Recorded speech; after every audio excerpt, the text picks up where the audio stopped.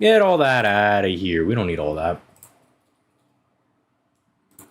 So I am just a smidgen behind on events. Ain't gonna lie, not gonna hold you. Haven't really been hitting a whole lot of the events lately. Like, I'll log in on JP to kind of go get some work done. Really just to kind of get in there and do some bond farming, if I'm keeping it a bug.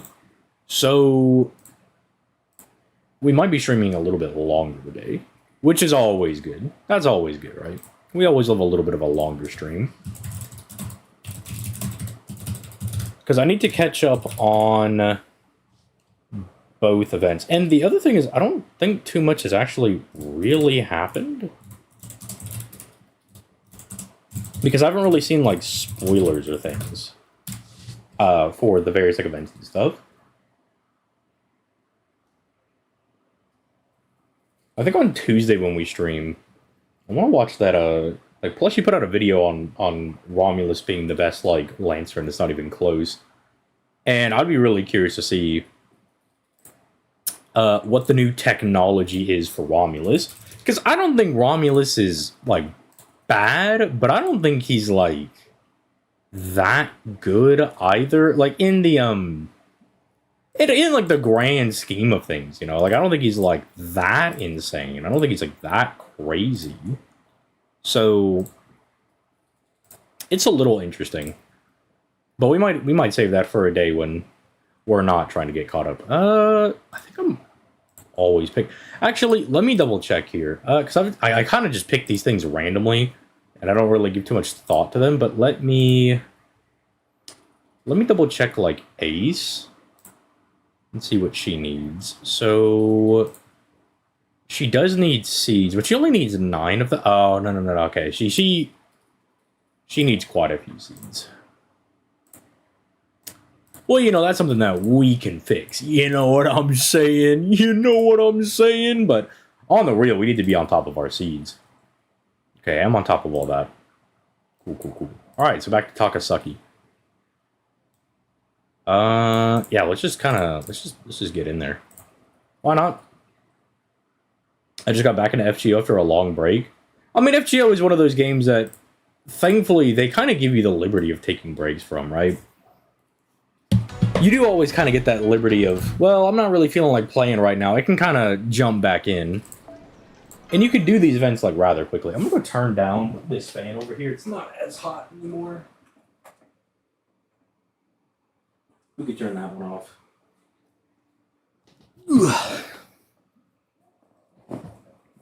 Okay, let's see.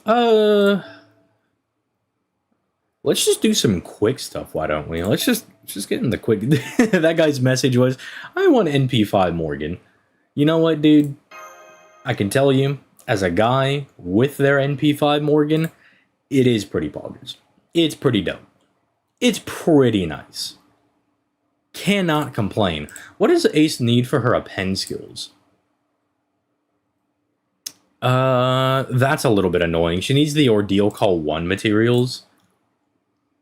Thankfully, am I gonna need, like, an excessive amount of these? You need them for Lancelot's costume, Durga. You need them for Tomias.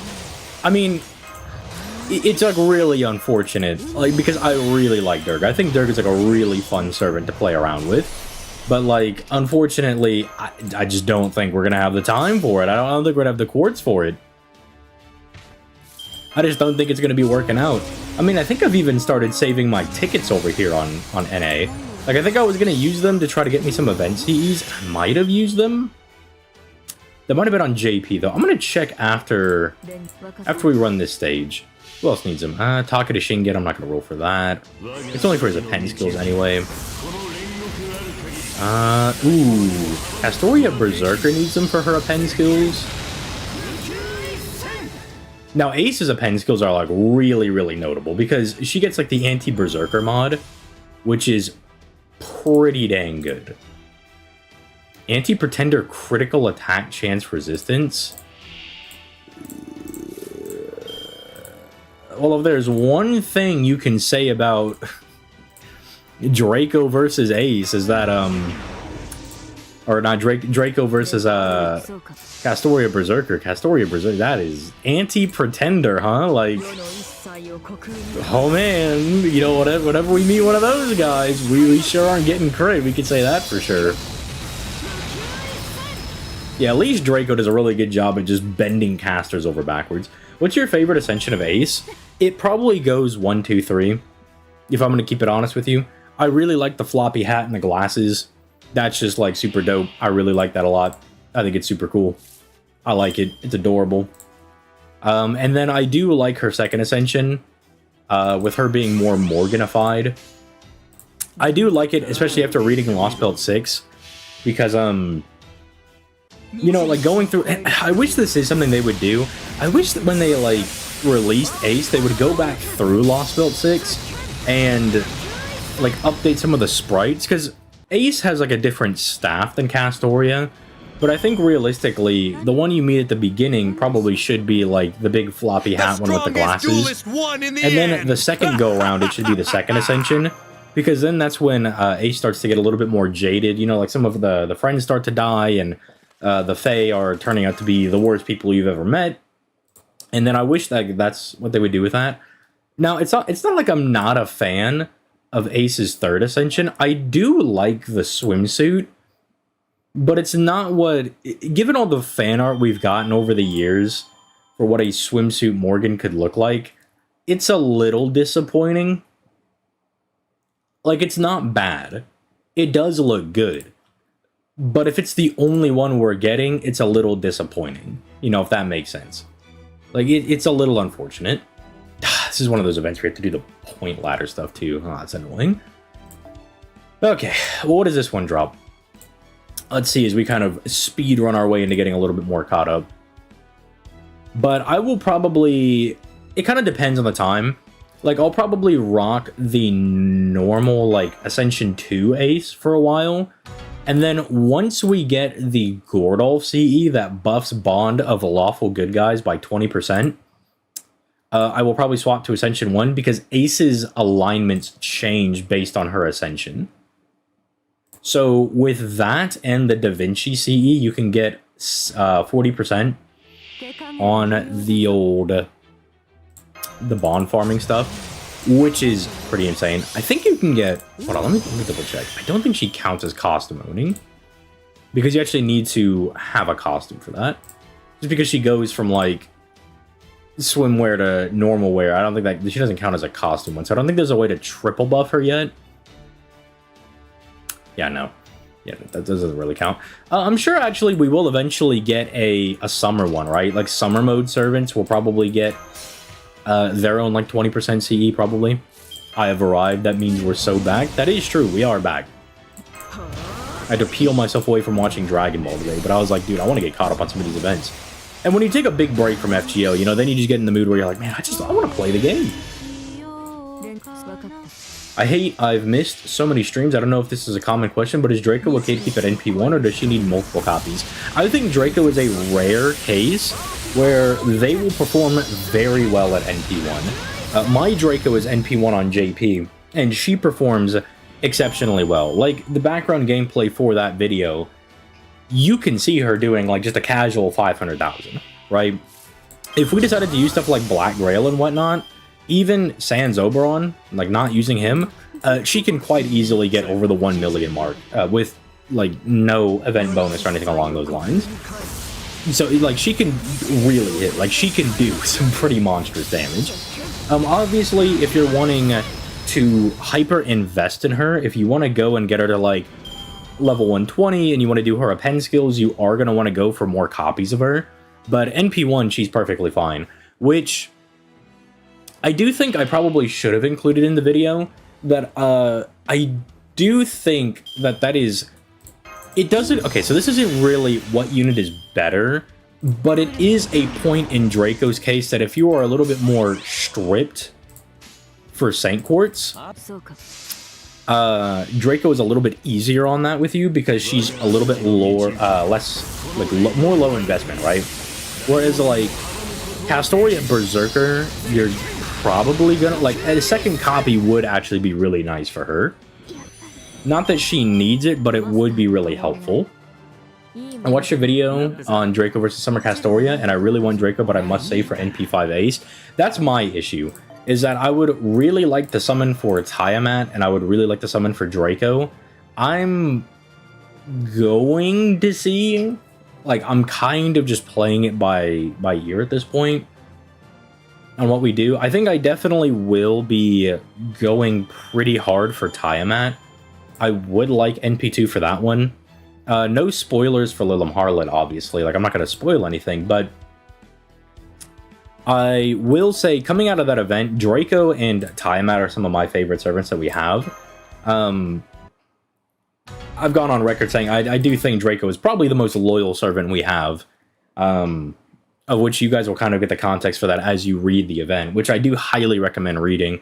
I might even, I feel really inclined to actually just make an event recap for that video, because I just think for people that don't even, like, they may not have the time to read it or something, I do think it's a story that everybody should at least have some knowledge of, because it is just that good. It is just so supremely nice. Like, it's such a well put together event. But I say all that because Tiamat coming out of that event is one of my favorite servants now. Like, I absolutely love Tiamat. She is such a sweetie pie in that event. Like, anything you think about where you're like, oh, Tiamat's gonna have, like, the nice mom role, it's like, yeah, like, it's hit the nail on the head with that one. If it's up to me, I'm getting NP6 Draco. I have the funds ready. My Nero shall be... Then I wish you the best of luck. There was a lot of people in the comments that were like, oh, I just like Draco more, so I want to go for her. And I was like, well, that was also the point of the video, is that you can come away from the video, because you'll hear a lot of people say that they think Summer Castoria is better than Draco.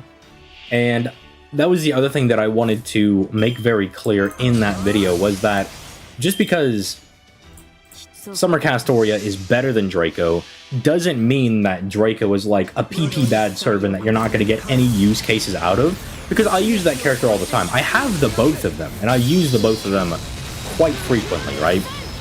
They work really well on your account, because then when you get into cases where you're not fighting like a 7 main class servant, Castoria can help her out a lot, because then you can just sub Castoria in, right? You can even run them together in like certain multi-core, like if you need like single target guys. I think that's come up once for me. But it's like they can work really well together as well. Like, that's pretty nice for them. Like, it's a very strong, like, 1-2 combo punch. But yeah, I wanted to also kind of give that to the Draco truthers in the comments for that one. And then there's a lot of people saying, why not get both? And I didn't have the heart to, like, respond to all those comments saying, like, oh, well, like, the odds of you getting both of them because they're so quick back-to-back is really low, especially if you're not paying money, you know, but, you know, I'm gonna let them dream. You know, I'll let them dream. Background gameplay wasn't with Black Grail? No, they didn't. Neither of them had a CE equipped. So they had the same loadout. They're both NP1, they're both max skilled, they are both at least regular foe and have some gold foe investment. Obviously, my Draco is a little bit more into her than Summer Castoria does, but neither of them had a CE. They weren't getting extra buffs from Mystic Codes or anything. Nothing like that. That was just pretty much raw Draco and raw Summer Castoria. I'm aiming to try and snag Tiamami as well, so NP1 is going to be my goal. Yeah, she will be fine at NP1. Like, Tiamat is somebody that if you wanted to go for higher NP copies, I think she really benefits from that a lot. I think she would really appreciate that. Man, going to turn into the lore guy. I do love talking about FGO's lore. Like, I love talking about it. So, that might be a jumping off point. I might record it and put it out for the patrons and see how it's received over there. Just in the way that, like, if it comes across as good. And then if it comes across pretty well, then I might put it up on the main channel, and we'll see. My one boon for this is that I'm not a Castoria fan, and Ace doesn't particularly interest me either, so nice to not have to worry about summer pools. I mean, yeah, the other good thing is that you don't have to really concern yourself with whether or not you get either one of them, because it's not like they're crazy support type characters. Like, FGO is built in a way that, sure, somebody might say, oh, the most optimal clear for X event is like using Summer Castoria in like a 111 node or something along those lines. But the reality is there will always be other servants that can fulfill those roles, or there are other ways that you can get around it. You know, if it's like, oh, you need like the optimal way that you can guarantee clear it every single time is it's like double Castoria, Oberon, Summer Castoria, and you just do 3, you know, NPs in a row at NP2, and that's like the most optimal build for it. But then you can always find some way around that. It's like, well, they are archers, and, you know, I have an NP5 Berserker Kentucky. You know, I could probably get along with just that as well. There will always be other ways to clear it. And I also don't want to shame people that do, like, 4-turn clears or something, right? Or they're like, oh, I could do a 3-turn clear if I use, like, my face cards. Because, I mean, it's a PvE game. You clear it at your own pace. You know, I'm like, my job, my role is to try to give you the best way to get across it, but also acknowledging that a lot of people aren't going to be whales. Like, I feel like a lot of the people in my audience are not whaling out super hard for every single servant that comes out. You know, I like to think that I bring, like, a perspective of a reasonable box, right? Like, this is, like, a reasonable way to kind of clear and get by things. Because I'm not going into every single event being like, how am I gonna min-max this one? How am I gonna get real in the tank? Like, because does anybody really care about min-maxing the Pope Joanna event? Or min-maxing the Takasugi event? You could tell people that it's like, oh, it's gonna be like the greatest seed drop in the entire world. Nobody cares, bro. Like, nobody cares. Like, maybe like 5% of people will care.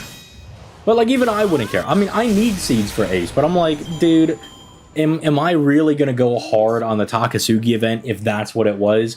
Probably not. I'm just going to go hard on the lottery. You know, I'm just going to go hard over there. Or like, I'm going to wait for something like Lilim Harlot that is going to be just more hype to play. Kind of wish her class was Beast as well. For who? Tiamat?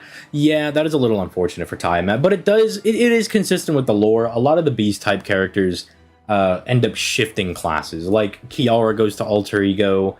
Kama gets shifted to Assassin by Kiara by the end of that event. You know, Tiamat goes to Alter Ego. It kind of makes sense. It does make sense for Tiamat to do that. It's a matter of preference. Not exactly. I think that's a little bit of a cop-out to say it's a matter of preference. Castoria is better from an objective standpoint. She is the better character, right? But it's not like you can't get by without her. That, I think, is a more accurate way of describing it. Because if you are a little too complacent in how you describe these things, then it almost feels like you might be leading people down, like, a false path. And I don't want to, like, misinform or misguide people. So I will always be, and I really don't care about, like, hurting people's feelings on their favorite character or whatever. If your favorite character is, like, Angra, mind you, I'm going to tell you that guy sucks, and you could dislike the video and be sad. I don't care. You know, if I'm doing a video on, like, pre-buff Salter, I'm going to tell you that she sucks pre-buff. Like, she's just not good. She's straight up not a good character. When she gets her buff, she's amazing, but I have no fault in saying that. I will just tell you, be like, yeah, this character's just not good. She needs her buff, you know? And yeah, like, Castoria is just better. Draco's better when you need to be more defensive, which is something I feel you miss, because Draco also resists all 7 basic class, including Berserkers. The unfortunate thing is that she still is going to die to, like, random NPs, and she doesn't really have hardline survivability. Whereas Ace the Savior can give the entire party solemn defense, which is the best defensive effect in the game, so that is just incorrect. Draco's not better defensively. Her defense is not enough. The way that, like, FGO is built, you need to have, like, 100% defense if you actually want to be treated as a defensive character, and if you don't have that, you need some, like, hardline survivability, which is, like, really unfortunate. Also, giving party-wide defense is better than being selfish with your defensive buff. So that's just not true, unfortunately. As much as I would like it to be true, I do like Draco a lot more than I like Summer Castoria. I don't really have any strong feelings towards Summer Castoria.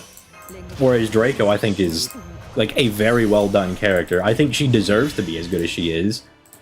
It does kind of rub me the wrong way that Castoria Berserker is a little bit better than her, because it's kind of like a meme, like, character, you know? Like, it's just, I don't know. I don't know, it's weird. It's weird, though. Is it weird that the unit I'm most hyped for in Lilim Harlot is Lady Avalon? Oh, when she makes her rerun? Yeah, Lilim Harlot does bring back quite a few reruns for characters. Lady Avalon being one of them is like really big. This is kind of our way of not having every single character come back for summer. Because usually how we have things is like, oh, new summer event comes out, a little bit into that event, they bring back the last year summer characters, but they kind of spread them out a little bit, where, you know, Lady Avalon gets to come out here because it makes sense from a story perspective, as, again, a lot of people figure out, and then they bring back Summer Scotty during the most recent summer event that's going to be coming out, and then Summer Ibuki comes back whenever she feels like coming back. But at least it doesn't feel too overwhelming, because then if you're someone that missed out on last year's summers and you're trying to get in now, it's way more banners to summon on. It at least lets you spread them out a little bit, which I do appreciate. We've got another advanced quest before the anniversary, right? That's like 100 plus Saint Quartz, and I've got 1100 right now, so I might have to pray to RNGesus. If you have over like 900 Saint Quartz, you are able to pity one of them, which is really good. Let me double check. What is the advanced quest that we're getting, actually? I need to double check. We just got 14, where we were able to maximum break the dust one. 15 is the bone one. This is the Chimera one, and that one's not too bad. I don't even remember doing the Kid Gill one, is how easy it is. Oh, and then it's the Coup Altar one. Yeah, the Coup Altar one's not too bad. This dropped in May on JP, so yeah, we're pretty far out from getting that. It'll be a pretty big fat minute before we get that one, but it's not too bad. I mean, if you get Draco, she'll be good for that one. Like, you kind of just slap up Coup Altar. We've got another... Oh, I just read that. Is Hell Dante a must-pull servant? No, he's not. If you've been like a viewer for a long time, generally when a new character comes out, I will give them like the must-summon like moniker, right? That's just how you tell like a new servant came out. But I will I'll like phrase it in a question. If I think the character is like absolutely broken, I will drop the question moniker and just be like, oh, you must summon for this character, right? Because they're really good. But then even then, that is kind of like the beauty of FGO, is even must-summon characters you don't have to summon for, right? Like, Castoria might be the best character in the game, but you don't have to summon for Castoria. You can get around without her. It's not going to be the easiest time for you, but you can get around. You know, you'll be fine, I think. You'll be okay, I suppose. But that's kind of like the interesting thing. Same thing for like Oberon. It's like, well, technically, I don't have Oberon on JP, and I've been getting by. I'm not gonna say that it's the easiest for me on JP, but it is possible to do. It might be a little awkward at times, but it is something that you are able to do and get around with. You know, it is something you can do. So, I mean, that's like kind of the interesting thing about the way that I title videos, because technically you could just say, well, no character's a must summon. I could just do whatever I want. And it's like, that is true. Technically, you could do whatever you want. You might struggle in some scenarios, but technically, you might be able to get by. I found your YouTube channel because I was looking for info on the current limited banners. Like Takasugi. Yeah, I'm pretty happy with the Takasugi video. The Tiamat one I think will be interesting.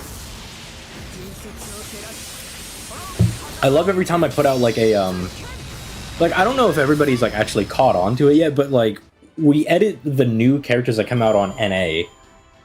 Like, we give more effort to those. And so they come out like a little bit more unhinged. And then people were like, man, once a month this guy just seems to crash out. I'm like, bro, it's not a crash out. It's just we put more into those videos. And like, even though I know characters like Pope Joanna or like Takasugi aren't going to do as well, it's still fun. I think it also is just kind of nice for consistency's sake to treat them all the same. And the Takasugi video is one that I had a lot of fun with.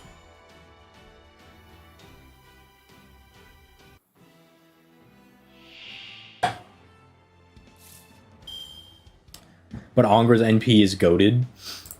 I don't know about that. I don't know about that one, Chief. I don't know about that, Chief. But the Roman trait CC onto Arts or Buster for Draco. I think I have it on her Buster card. I think I put mine on her Buster card. I will also say, though, this is something that I probably should have brought up in the video. I don't really like Draco's card count. Or her deck, I guess, is more accurate. The triple Buster deck does make things really awkward. It does mean that she gets to maximize on her job, doing big damage, but it also means you can be in some really awkward spots when it comes to refunding. It can get a little awkward at times. It can be a little bit annoying. His NP goes through invul if he survives to use his NP, yeah. Thank God Kama's my favorite servant, so good. Yeah, Kama's one of those servants that even though I don't think she's like the best single target quick servant right now, she's always going to be good. I mean, even before her buff, it was like, dang, she's just still pretty solid. She's like one of the best built servants we've ever gotten. Because she came out in like year 3 and is still really solid, still a go-to for a lot of players because, I mean, her kid is just strong. Their kids are just like really strong. They probably won't give us evocation early, right? I don't think so. I included it in the monthly recap because it is a possibility that it could come out like May 31st, right? Could be a thing. I doubt it because they're already trying to shove in more of the Lilim Harlot stuff a little bit early. So I would doubt it, but it's not impossible. Galvanized Squares theme. We might get Lilim Harlot earlier evocation. Well, we know that Lilim Harlot's coming out at the end of May. The thing that we don't know is if that is the event properly dropping or if that's just going to be the pre-release campaign. I am being a little optimistic in saying that maybe the last week of the month is when Lilim Harlot will officially drop. But we'll have to see on that one. We'll have to see what they do with that. I still wish I had Oberon. I mean, look, it's way better if you do have Oberon. It makes your life way easier. But we'll see. Anything can happen next week. I don't think we would see the pre-release campaign next week. If they wanted to do evocation early, they definitely could drop it next week. That'd be really, really hype. In my case, my JP account is like hard mode. Yeah, I feel that. I feel that. Although, not having people like Hoyenskaya and Oberon does raise my opinion of other servants. Like, I think exceptionally high of like Kukulkan and Ace the Savior because I could do Buster looping without Koyenskaya because of how good Ace is, right? And then Kukulkan being like super self-sufficient just makes her really good as like an additional guy in that setup. Hello. Hello, Alex. Bro showed up for the peak videos. Exactly. I started with Takasugi. Look, I have that huge playlist. I will say the further back you go, the more it comes down to like, oh man, maybe I don't know too much about the game. Like my game knowledge is always growing. You know, I'm always playing more and more. You know, you get more experience playing. It just kind of happens. But I do think the earlier videos are at least interesting because it's like, wow, this guy's crazy. But like when I first started playing the game, I thought your Buster hits, like if you had a 4-card like Buster card, I thought it would do more damage the more hits it had. And I learned very quickly that was not the case. So I've definitely come a long way in like the last like 5 or so years. Would Tiamat need like NP2 or something, or does NP1 still destroy all the cavalry classes? I mean, it's going to be the same thing for every AoE servant. If you want to use them more, and especially probably in Tiamat's case, because she doesn't have a power mod, she just does really huge damage, she just hits really hard. So if you want to be maining Tiamat everywhere, NP2 is going to be really solid for her. More so than other characters, because some characters you can get away with at NP1 because they have really good build-ups and stuff, right? Or they have really good power mods. Like MHXX or like MHX Alter, for instance. You might only use them every now and then, but you can get away with them at NP1 because, you know, MHX Alter is like, oh, but I'm only going to use her against good Saber class enemies, and then she is just going to utterly eviscerate those people, right? Or like MHXX, who just like, even at NP1, just does a mondo amount of damage. She just destroys, like, whenever she goes in to fight somebody. Tiamat not having a power mod would be really good to just get the higher NP copies. The general game plan, or like the recommended strat that I think a lot of people are going to have, is go in, try to bag 1 copy of Tiamat, then dip out and try to go get a copy of Draco, and then go back and try to get another copy of Tiamat. What I'm planning on doing is I will probably be skipping out on Tiamat because she's on a GSSR that I want to do. Her GSSR has, like, it's her, Karen, Pope Joanna, and somebody else. It's like 4 characters I don't have, and that I would want any of them. So I'm going to go ahead and run the gamble on that. I think it's like a 25% chance to get Tiamat, but if I don't get her, I'll still be happy. So I'm going to run the gambit on that, try to get Draco, and then probably have to save. Because trying to NP5 Ace is going to be a mission and a half. I wish they buffed War Servants. I get that they have the agenda and should buff Popular Servants, but it does annoy. Yeah, I agree with you on that. There are a lot of characters that, thankfully, FGO does seem to be doing buffs more frequently. I mean, we just got an Ezo buff, then we got a Karna buff, then we got a Hozoin buff. They are dropping more of them more frequently, which is really good. And some of those characters, I think, are like Karna did not really need the buff. He was already in like a really strong position. He just got even better, which is like cool for people that like Karna. But the Ezo and the Hozoin one, I think, are really good. I think it helps them out a lot. I do enjoy when they do go back and, especially low rarity servants. Because then when you're starting to get into the game, you just have an easier time. Because the flooring of the game is raised a little bit more.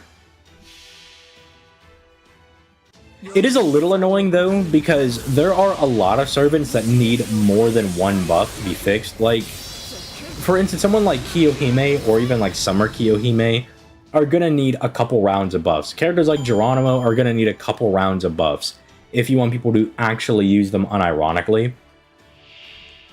And it's always just really hard to tell how frequently they're going to buff certain characters.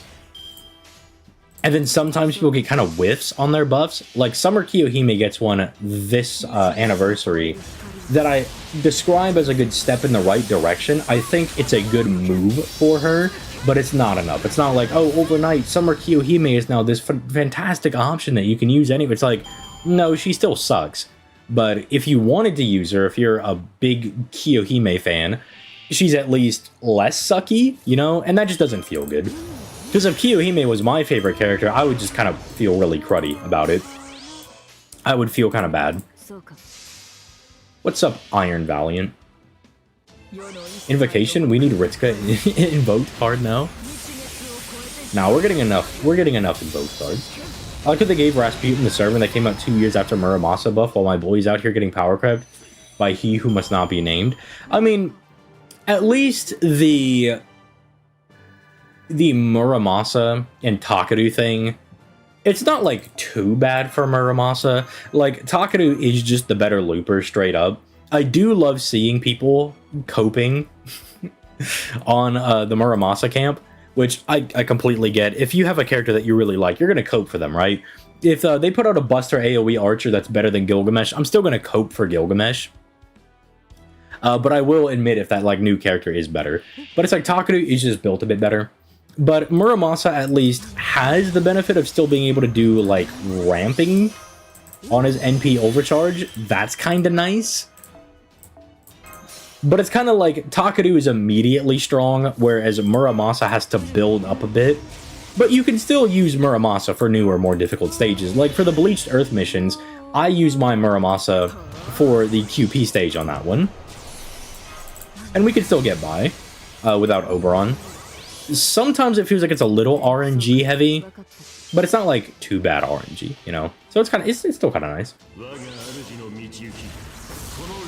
It's Goomba? Yeah, I know. But you changed your name, so I'm going to call you by your new game. Willem Harlow is coming out this month. We'll see. We'll see. I don't think it would be out of the question for them to have the pre-release come out for the last week of the month and then say, see, Lilum Harlot technically is starting. We're starting with the pre-release campaign. Which would also be better because that gives me more time to save for Draco. That's an extra week.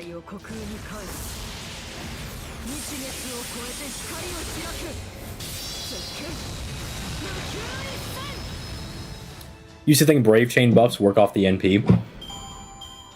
Yeah, that was a really confusing thing when I was starting to learn the game. Because they were like, oh yeah, everything is affected by the lead card. And so they would also say, on like the little like loading screen tutorial bits, they'd be like, but the NP doesn't affect any of that. I'm like, but why though? Like, it was like really confusing. When they were like, well, like the arts one might work more, but like the Buster NP is unaffected by the Buster Brave chain. And I was like, what? Why? Why doesn't the NP do more? why is it unaffected by that? I need to use my MHX alter more. I wish they would go back and fix some stuff on her. Like, I love Echon to bits. I remember, what was it? It's like a guy that has like the little like Nobu-esque PFP thing. Like, you know, like the little chibi Nobu things? That was like their PFP, and they did some lore video before I was making videos talking about Echon coming out, and the video was so well done that I was like, dude, I gotta summon for this character. This character is adorable, and I was super lucky, and I was able to get her. But things about her that are a little frustrating to me is that these are one time, like these are 30% crit buffs, and they're only one time. It just feels really asinine. And then I would prefer if she had like a dodge somewhere, because it feels very anxiety inducing using this character, because if they get tapped, they just explode. Like they just explode into a million pieces. I don't know if I'm rolling for Tiamat since Draco is my main target. She'd be cool to have though. Yeah, like especially if you already have Buster AoE guys. She's like, Tiamat's not as necessary. We'll say that. Like, that's a way to say it. Like, Tiamat is another really, really strong Buster option, right? Being able to do Black Grail looping is incredibly good. But it's not like, oh, if you don't have Tiamat, you know, you're missing out. She kind of feels like Kukulkan in a way, where if you don't have Kukulkan, it's not like, oh, it's the end of the world. You might as well throw your account in the bin. You know, sorry, buddy, you're a big L magnet and you're cooked. Sorry, bro, you're donezo. It's not like that, but that you definitely feel like the power creep on them, like with that as strong as Kukulkan is able to hit, and Tiamat being able to use Black Grail is like super nice. Is Tiamat March as well? Tiamat, I will say, is guaranteed to come out in March. She is guaranteed, because even if they start with the pre-release campaign, even if that's the only thing that they meant, she comes out with the pre-release campaign. Like, she's the headliner for that. So there is, like, no doubt that she will be coming out. She's at least coming out in March. It's just Draco's a little dodgy. Because I don't know if they want to push up the timeline that much, where, like, the pre-release campaign comes out the week of the 17th, and then Lilim Harlot drops on the week of the 24th. I would love to see that, but FGO does not have a good history of pushing up the timeline and keeping it consistent. We will get things where it looks like the game is speeding up a little bit, and then they just won't do anything. And then the game will get really slow, and we have a bunch of, like, slow periods, and it's really frustrating. My thing, and this just goes to show, like, how bad we're kind of treated.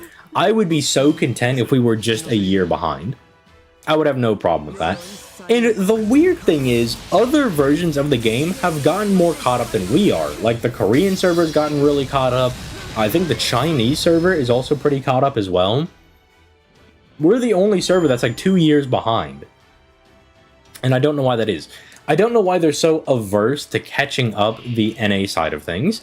Because even a year, like, it would make things so much more convenient. Do you know how frustrating it is to see, like, not even a new character come out, but a character you want to use get a buff that you won't be able to use for 2 years? Like, Salter is probably the best example of this, because Salter right now is borderline unusable. Like, you're not gonna bring her anywhere. But then when she gets her buff, she becomes one of the best Buster AoE Saber options in the game. Like, she becomes absolutely ludicrous. And then to see that change, it's like, wow, I'm so excited. This character that I would really like to use will be really insane in 2 years, but until then, they're just sitting around in my Chaldea waiting for their buff. Medusa, Durga, Tiamat, Joanna. Is that... Oh, that's the GSSR. Yeah, I don't know why I always think it's Karen. But that's also why I feel pretty good not summoning for Durga, because I could potentially get her there. And I would actually be pretty happy with that. Arjuna buff when? No idea. I mean, they've... I think I kind of gave my frustration. I literally just used that video to vent out my frustrations on that one. Give Sigurd a battery for the love of Odin. Yeah, if you gave him like a 50% battery, he'd be pretty solid. Even a 30% would actually be fine. 30% plus is a pen skill. He could kind of functionally have a 50% battery, which would help him out a lot because he just hits really hard. How about reruns of old events? They did that last year, which I think was really good because Nasu decided that he wanted to do Ordeal Call 3. Because the Ordeal Call 3, the one that's revolved around the moon cancers and that ties in with summer, was not an original idea they had. It was something that Nasu wanted to do on the fly. It's like, you know, sitting around in the writer's room and he's like, hey, for like the last couple of months, I've actually been like mulling over this idea and I want to add it to the game. And they're like, okay, so if we want to have that out by then, we need something to put in the, like, the interim. And so they decided to let the JP guys vote on what events they want to get. I'm pretty sure we're just going to end up getting the events that they had, but it would be really sick, and I don't think this is very likely, but I do think it'd be very sick if they gave us the option to vote for different events. Like, if we could get the option to choose what reruns we want for that. Or, even better, and we could just skip all that and get closer to the JP side of things. If we were just a year behind, I would be super happy with that. I have Sigurd Grailed and he's NP3. I hope he gets another buff. I think he'll get a buff eventually. It's just a matter of when will they give him one. Because Sigurd is a story-relevant character. He's a Cryptor's servant, right? And they always seem to try to go back and fix them up. I mean, even for some of them, like Canis, they go back and they try to give them help. And sometimes it works. But it's like they haven't forgotten about them. But for whatever reason, Sigurd just does not have a good track record of getting buffs. I really wish that when they dropped buffs for characters, they would give like a reason or an explanation for why they did something. Because even if it's just like a lore reason, I think that'd be like very... It would make things more palatable, right? If they were like, we understand that Arjuna is not the craziest character to bring into boss fights, but we just think it'd be more close to his lore accuracy if he was just immune to debuffs effectively for the entire fight. Like, we think that'd be a little bit more accurate for him. Or like, oh, we give Gawain his buff. It's like, well, in the Camelot story chapter, you know, he had the Nightless Charisma where functionally it was always going to be daytime, so he could always have his passive proc. So we wanted to reflect that in the gameplay, and so we decided to give him this buff. You know, I would really like to see that. Just give Kyo burn before damage buff. Kyo's gonna need... She's gonna need a little bit more. Which is unfortunate for a lot of the older characters. Do you think Lilim Harlot is gonna be around the 25th to 26th? Yeah, like I'm saying, is if they want to... if they want to actually fit it properly, pre-release would need to come out the week of the 17th. Event would then drop the week of the 24th. Unless they were, like, really snarky with it. And what I mean being snarky is that, like, they drop the pre-release, say, on the 24th, and then Lilim Harlot starts on March 31st, that could be a really sneaky way of doing it, where they're like, technically, it did drop during March, during late March. It was just the very last day of the month, you know? I could see them doing something like that. It would line up with the timeline, because Takasugi's event dropped this week, and, you know, it's going to run for 3 weeks, so it's going to run, you know, from, like, the 3rd to, like, the 21st, or it dropped on the 5th, so it'll, like, you know, it'll run its 3 weeks, it'll, like, run into, like, the 26th or whatever. Yeah, they could definitely do that.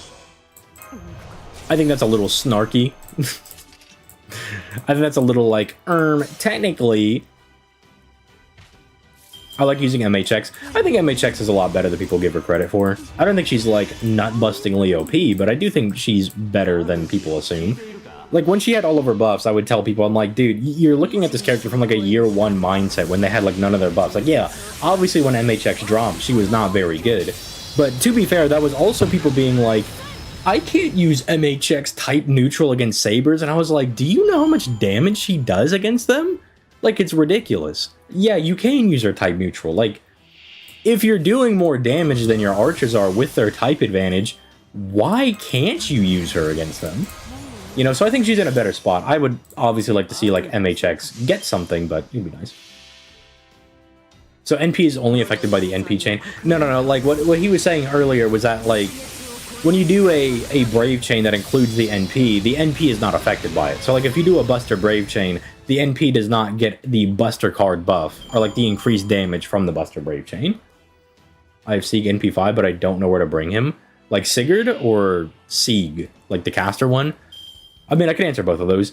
Sigurd, just bring him against Lancers and Dragons. Pretty straightforward. Sieg, the free-to-play. He's just a looper. You just bring him to loop. He's just an arts looper. You can bring him wherever you want. I forgot the name, but I know who you're talking about. Yeah. The, yeah, like, I wish I remember what their name was. Tiamat as a servant? What does that even mean? Dude does good stuff. Yeah, I remember really liking his videos. I don't think he uploads very much anymore. I was doing homework, but the mentioning of Nobu awakened me.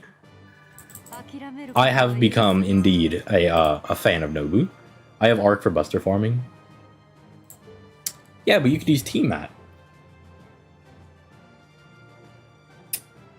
That would be Extreme S Man Pig Old Type Moon Lorehead. Well, thank you, Michael, for giving us that information. I guess we found out who it was. I do also have Morgan, but she's NP1. Nah, the Morgan at NP1 is fine. What do you mean? I don't know what you're talking about. NP1 Morgan, best unit in the game, I say. If you just, like, close your eyes and don't think too hard about it, and then plug your ears and don't listen to people, she can be the best. And if you just scream about it loud enough, then, you're probably right?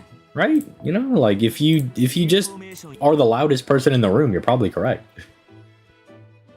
I definitely don't need Tiamat, but I have to get her. That's how I feel. I understand that. I mean, looking at my own, let's see here, our own Buster AoE guys, I think we're kind of chilling.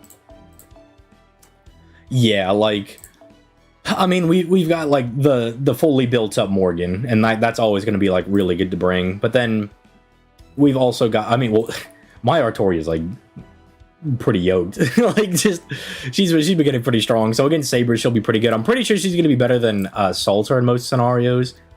But I will still use Salter because I like her, and I will not be taking any objections about that.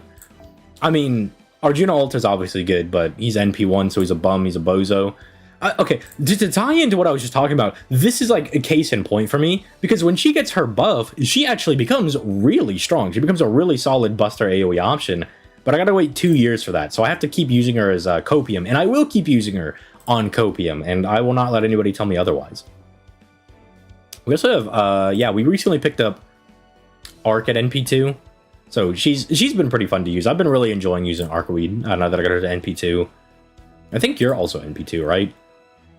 Yeah, this could be Tiamat if I cope hard enough. Like, if you think about it, this could just be Tiamat, right? Okita Alter, that could just be Tiamat if you cope hard enough. I'll probably be saving up till Aoko and Beast Ereshkigal. I don't know if I'm going to summon for Beast Ereshkigal when she comes out. It'll kind of depend on where I'm at. Obviously, if I, like, pick up, like, a really insane job, like IRL, then I probably will just pull on her for reasons. But I really would like to get CL. CL is pretty good. I ended up getting Summer BB. Summer BB is obviously, like, really insane. She's pretty sick, nasty, good with the sauce. But there are a lot of times where I wish that I had CL, especially not having Koyan Light. It would be really nice to have for Buster things. I'm gonna use my Sigurd to beat that 1 mil Liz for the one farming thing we get on JP, whatever it's called. Oh, the Bleached Earth missions. Those are really nice, because not only are they really quick, you get a lot of bond, and, Usually they're discounted as well, so it feels a little bit better. It's only like 20 AP, so it feels better. They'll hit anniversary and slow back down. I mean, yeah, like, he's speaking the truth. He's not wrong. That is like a very common thing, is that they'll like speed up, get a lot of content in there, and then they'll just slow things back down. Although, if they do decide to pick up the pace and we get to anniversary, it would be really nice if they were like, hey, one thing we're going to try to do is sync up the versions, which I will say would be worse for the channel, because one of the easiest things for making like daily FGO content is that there's 2 versions of the game. So if there's nothing on NA, there's usually something to do on JP. If they're fully synced up, that's going to be a lot harder, because they're both, there's only going to be one version really to cover, you know, effectively. But I would rather have that, because I think it would make the game more enjoyable overall. I think I would just enjoy playing the game more if I didn't have to wait 2 years to get a character buff, or to get like a new character to come out. My Salter's going to be 120. I'm going to Grail her to 100. And then I'm probably going to... Depends. Like, I would like to 120 Jalter, but it's probably going to be Ace next. Because Jalter hasn't had a rate up in a fat minute. Like, she gets one during Ordeal Call 2, but between Ace releasing and Jalter coming out, you know, I'll have time to get her done. So instead of sitting around, you know, with my thumb up my butt doing nothing, I'll probably start working on Ace. And then when Jalter comes back around, I think for Ordeal Call 2, I'll probably try to do that. Because that is a solid bit away. It gives me time to do that. Time Mat is not my style. I like Draco, but my account has a history of giving me saber faces, so Zertoria is tempting. I just really like Lady Avalon, though, and she'd be the most useful to me. Lady Avalon is very nice. There are often times that I will be going into a boss fight or something, and I will really wish that I had my own Lady Avalon. Like, for advanced quests, or, you know, just missions where, like, you're more limited in what you can bring. It's like, ah, man, I really wish I could bring my own Lady Avalon, because she is super nice. She's just a very, very nice character to have. Not necessary, but very convenient. Very, very good.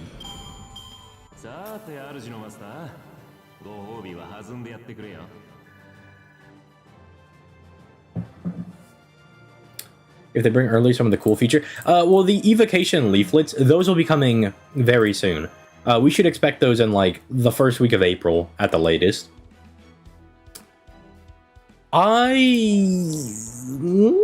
Swappable appends? Because they'd also have to bring the other 2 append skills, and that was a part of an anniversary celebration, and they don't usually remove things from anniversaries. They usually leave those tied into anniversaries. We don't usually get those things early. But it would be nice if we were like a year behind, so it's not like waiting 2 years for a quality of life buff. Because like people will remember when JP got the speed up button, I mean, I was streaming on NA for like those 2 years, and it was like the most annoying thing to do. I was like, dude, we went from JP to NA, and I was like, dude, this game feels so much slower. Like, I don't even want to play NA right now.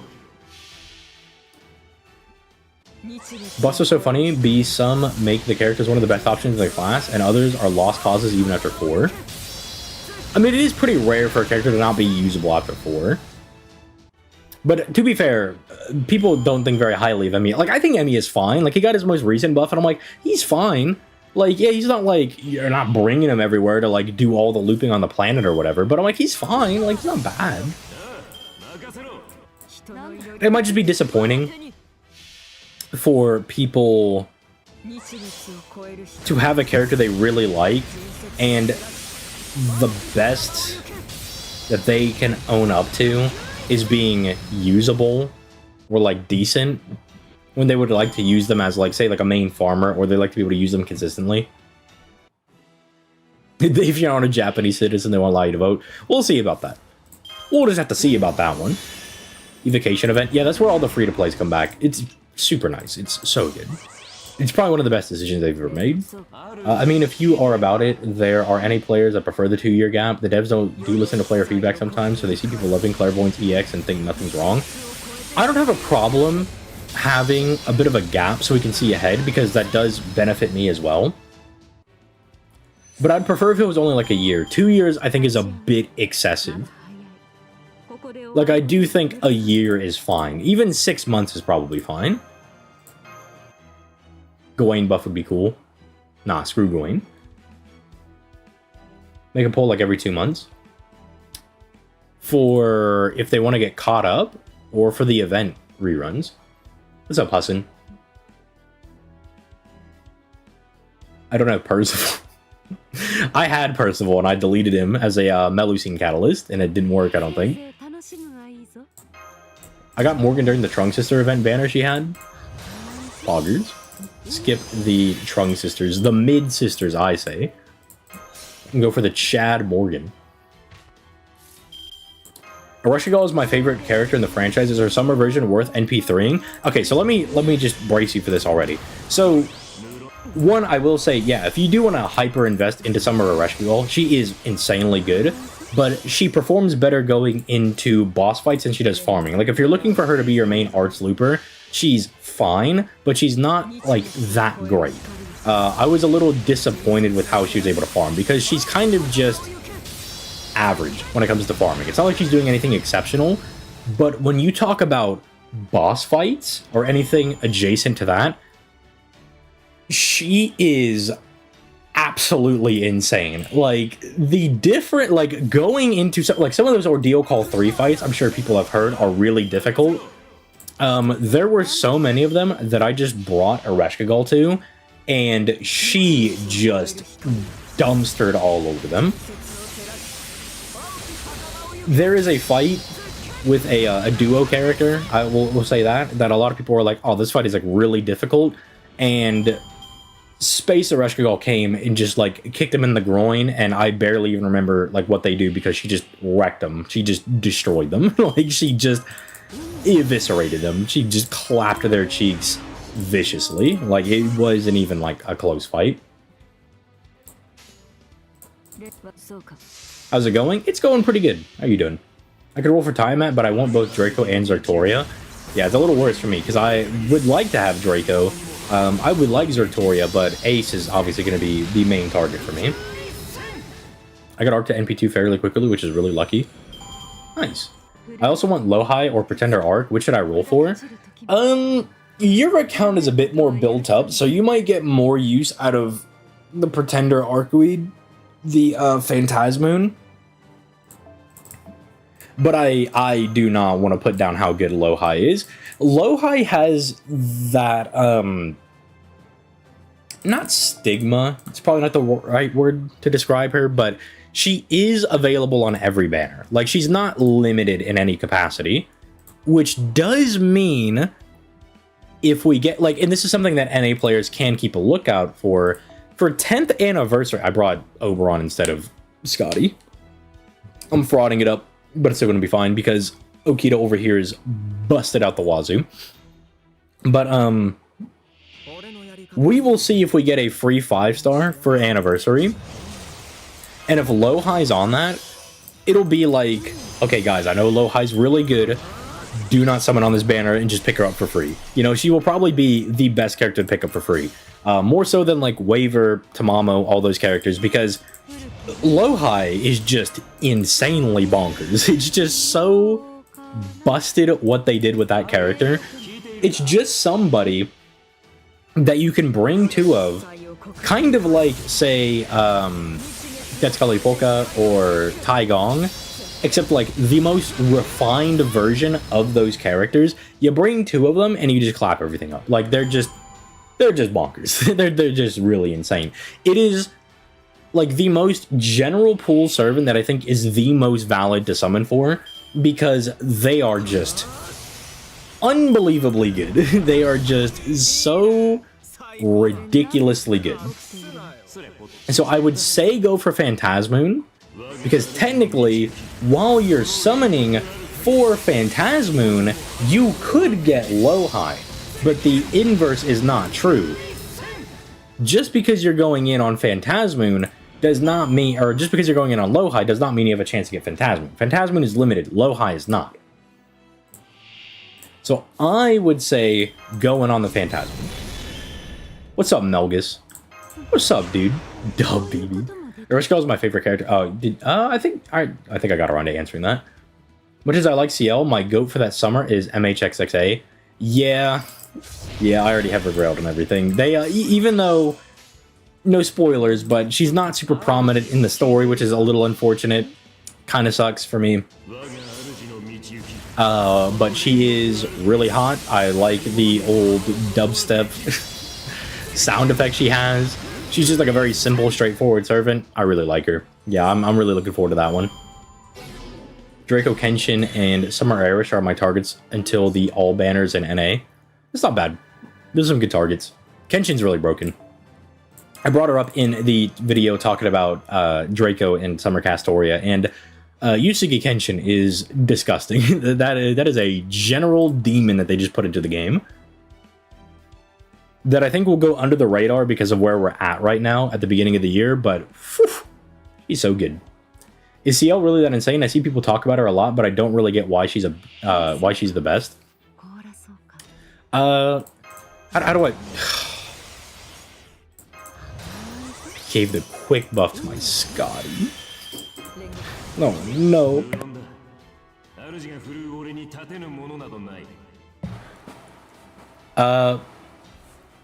Sorry about that. So basically, how do I like, because these characters nowadays have like Bible chapters of passives, and so it's really hard to like simplify it, but like, this is just like a simple way to really explain how good this character is that like, if you ever rely on like RNG for farming, right? CL has the ability to like guarantee that all of her cards are going to appear, right? So even in a basic sense, right? She completely eliminates the need for RNG. Like, we all know that there's a lot of characters that it's like, well, technically this character could farm really well if I can get their crit cards. Or like, ah, man, I really need Morgan's Buster card in particular. She just eliminates all that RNG. So that's already really, really good. And then on top of it, like, that's just like a base fundamental thing that's really strong for her. And then you just look at the rest of her kit and she's just doing everything, right? Like she's HP regenning, she's like immune to debuff, she's NP regenning, she can't have her buffs removed, she is like buffing all of her cards, she can like crit really hard, she like has a big battery as well, and instead of having like say Galatea's like 200% defenses, she has 3 of them. Like it's just, I don't know, like, we could just keep going on for days and days on that. I mean, when she fires her NP, she, like, refunds even more. She can insta-kill if you need that. She gives herself big NP damage. She gets around dodge and defense. Like, it's just, she just, like, what does she not do? She just does, like, everything. CL is Alco fodder. Okay, well, the problem is, for Alco's a little awkward to use. Because you want to get into the Super Alco bit for her, obviously, which does make her a little awkward. I do think Super Alco is really good, but I think until you get into Super Alco, it's not like the craziest servant, right? It's not like it's like, oh, this is the craziest thing of all time. Just don't be limited that easy. Rule number 1 of the ZTL channel, don't be a limited character. Rule number 2, don't be story locked. Rule number 3, always pull off rate up characters. I got Lady A to NP3, she's very good. I heckin' love Lady Avalon. Tell Huston to shut up. No, Huston's minding his own business. He's chilling. The one thing I can actually see happening is the devs give us part 3 FGO at the same time as JP, and this is after part 2 is finished. I don't know about that. I don't know about all that. I don't know about to give us part 3 at the same time. I don't trust him enough. I'm gonna check to see if I sell my tickets. Did I sell my tickets? Was I a good lad? I am. I'm saving. I'm holding on to my tickets. Look at me. I'm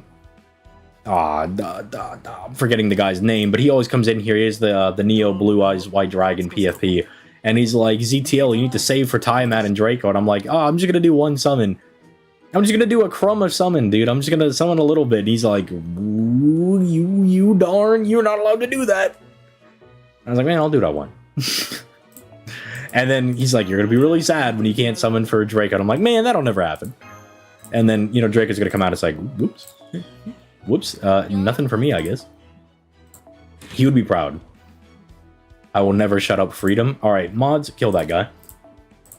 Mods, hang that guy by his balls. Who am I Am I working on anybody? Oh, surely I'm working on someone. Is it Melusine? Because I know on JP I'm working on Zergtoria. I guess I am working on Melusine. The NP lags the stream. That's how good it is. That's how you know it's truly powerful. It's insanely powerful that it can destroy my real-life computer. It transcends the fiction that she's in to destroy me IRL. That's pretty powerful. That's pretty insane. Emmy can do a bit of everything. He's just not the best at anything. Yeah, I would agree with that. Like, Emmy's just like a solid guy. Like, he's just good. He's like a solid dude. Space-ish Tarmogon. The only news I'm waiting on in JP is the Guda Guda announcement. Yeah, we didn't get a Guda Guda last year, did we? A little awkward. A little bit strange. Kind of cringe, if you ask me. Because I was holding out for that one, and I don't think we got it. Who's getting the attack pose?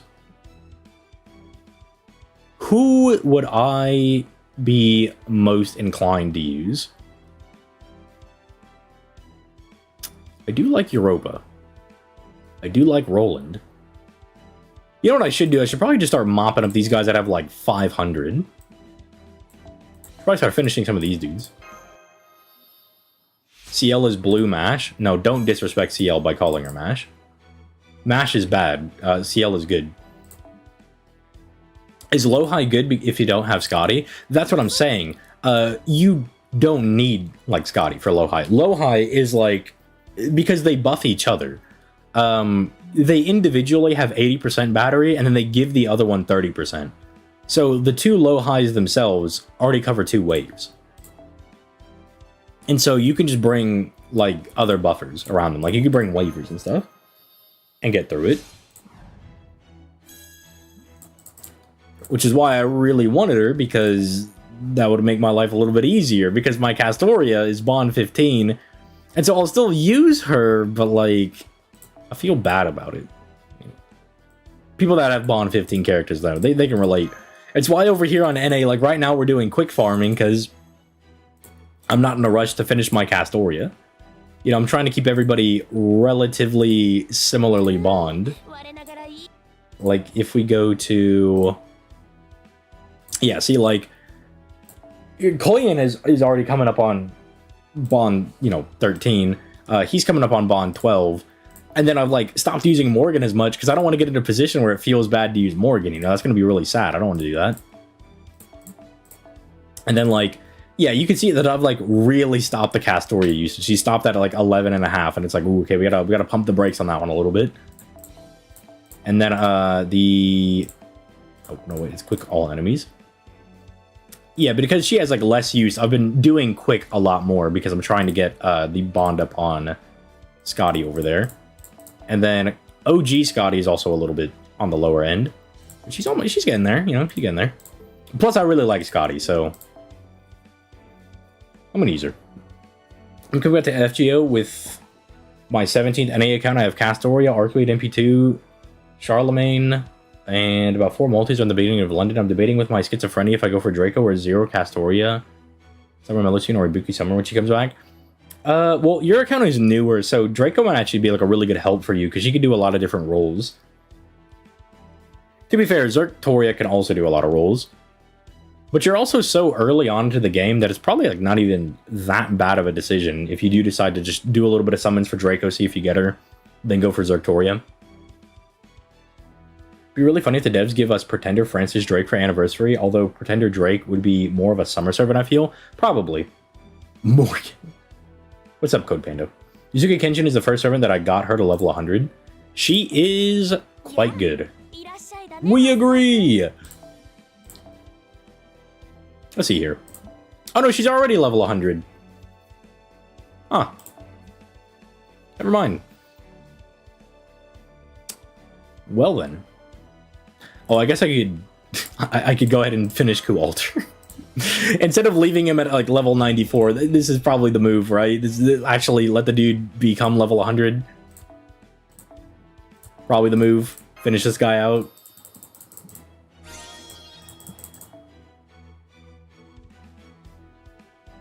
Hey, Zero Life, thanks for the $2. Looking for Andromeda when released on NA?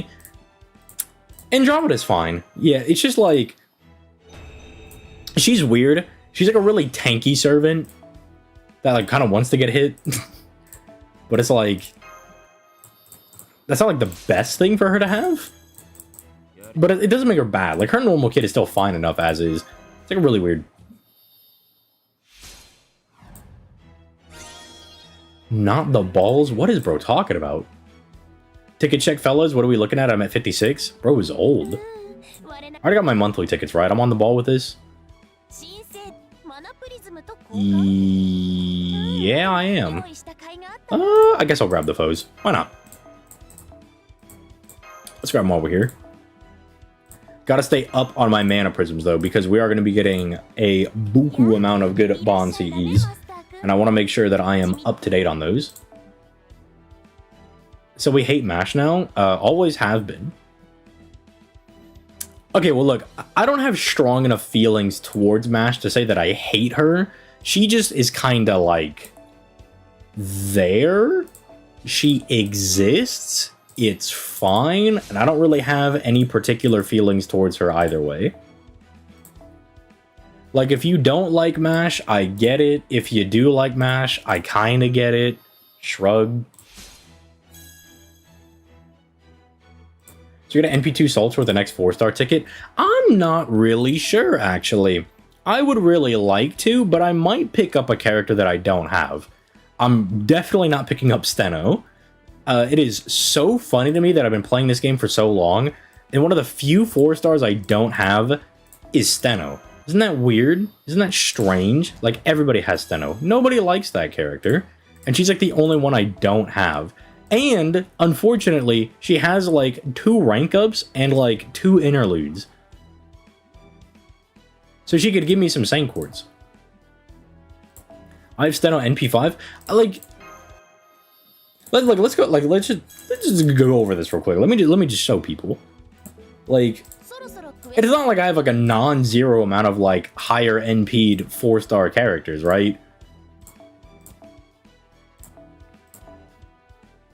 Like, some of these are free to plays, but like Suzuka's done. You know, we got like, you know, Lancelot's done, Siegfried's done, Daeon's done, Sith done, she's done, Jane's done. You know, like we got like these we got dudes that are done. We got quite a few of them that are like fully decked out and whatnot. Dude, I really want this last copy of Tomoe. It has been dodging me like the plague. But even then, it's like non-zero amount of 4-star characters that are like looking pretty good. And then there's just no Steno. Steno's just like, nah, I'm good. I don't want to show up. I didn't want the 5 billion copies of Ilya over here. I didn't want the 9 copies of her. But instead, like, I just wanted one. I just wanted one Brynhilder. I just wanted one. Just one, dude. Didn't get any side toes when going for Himiko. It's kind of sad. Bargus is kind of frustrating me. I got like 9. I mean, I can't really complain, because we did get Morgan NP5'd really early on, and we got Sith NP9'd really early on, and I will say I do like Sith a little bit more. I like the goth girl a little bit more than the buff mommy character, but I would still like her to be NP4'd. I didn't summon on this banner. There was no shot I was summoning on this banner. You see who's on this banner over here? We have the single mom, which is hilarious and adorable. We have Anastasia. I mean, that's just my MO. It's white-haired wifey. And then we have Corday. And all of Corday's ascensions are baller, dude. They're all great. They're all so cute. I love them. So there was no shot I was... Especially because these two are bums. I mean, I love Sei, but like, they're bums. And you're kind of a bum as well. I'm sorry. I'm going to say it. He's kind of a bum. Taigong, I hope, will spook me at some point. This is really sad. I really... I love Hephaestus. They're just like a simple and effective character. Didn't get them. Didn't get Daikokten. Really sucks. Because there was no shot I was summoning on this banner. There was absolutely no... Under no circumstance was I ever summoning on this banner. That was just never going to happen. There is no reality where that happens. I mean, we got Roland. We got Kriemhild. That's important. Didn't get Don Quixote, which is... I mean, I had to cut my losses, you know? Had to cut my losses. We weren't doing very well on the Moriarty banner. Got him on the GSSR. No Don Quixote. Sad. Would love Don Quixote. Kisuke, stay away from me. Look at this. No 4 stars. Look at this greedy game. Just look at this. No new 4 stars. Except for this guy. Except for that dude. Except for that bum over there, dude. Bunyan catching strays. Bunyan's a bum. Bunyan is literally her name. Bum. Bozo. Loser. Get her out of here. She's a loser. Get her out of here. Get her out of here. She sucks. She's a bozo. She's a fraud. What the heck? Oh, let me update my game. 2 updates back to back. Here, look at Morgan for a second. Look at Morgan for 2.5 seconds. They want me to uninstall FGO? Nah, I'm good. I don't think I will. Data lost? Yeah, don't worry about that. I have Achilles spook me on the Summer Ibuki's banner. I don't have Summer Ibuki. See, I would be pretty pissed. I would be really happy to get Achilles. I think Achilles is just a cool guy. Not like my favorite servant by any stretch of the imagination, but not the worst servant by any stretch of the imagination. He's just a cool dude. He's a cool lad. He's sick. He's cool. He's a nice heroic guy. He's sick. But if I was going for a Bussy over there, I would throw him into the pits of Tartarus. Do not infringe on my waifu summons. Since we got Dante, we need my goat Virgil. Watch. Coming out, banner 2. That would be crazy, right? Just next week, they're like, yeah, here's Virgil as well. That would be kind of creamy. Beat Olympus, and then you'll understand. For which character? Surprised you don't have Brynhild Summer. Dude, we tried. We really tried. We went really hard on that Kiara banner. Didn't get Kiara, didn't get Brynhilder. Got like 9 or 10 Summer Ilias. And... I mean, it's really hard to be mad at Ilia. It's literally like a little Gumbus. But I am very mad at her. I don't like her. She is now public enemy number 1. She's suspicious. We have to eject her. It just has to happen. She was not doing her task. If Taigon could spook me for no reason, I'm sure he'll spook you at some point. Probably with as much as I summon. Beatrice would be really cool. I'm expecting Beatrice to come out at some point. I'm surprised she wasn't like a 4-star on the banner. Like, you know, 5-star Dante, 4-star Beatrice. But what if Beatrice is also a pretender? And she's just pretending to like Dante?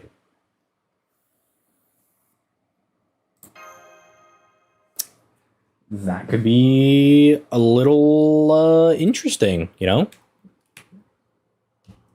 I'm not going to say it's good. I'm not going to say it's bad.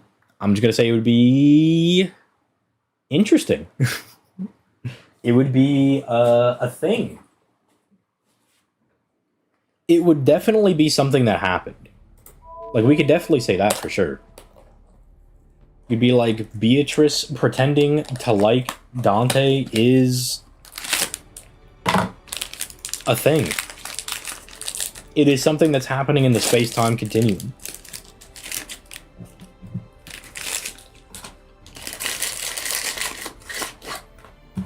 Well, IRL lore, Dante saw her once and fell in love. He's just like me for real, dude. You'd be walking around, you see a woman, and then she says hi, she waves back at you, and then you're like, you know what? That could be my wife. That was me with Morgan.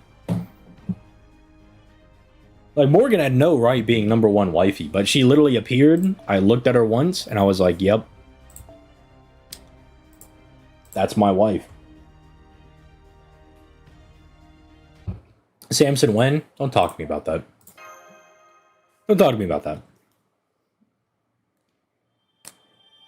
I'm happy that we have Samson in the Type Moon lore space. I will say that. I am content that he just exists. That is very cool. I would like to play with him, though. I need to be collecting bullets. I need to be collecting bullets in preparation for getting Kobunsky. One more pull for the double? I will do that. I will do that. Ooh, yeah, I forgot. That is a big dub for this banner. Casterku. Dante Gamble. We're not doing multis. I have to save for Kobunski coming out.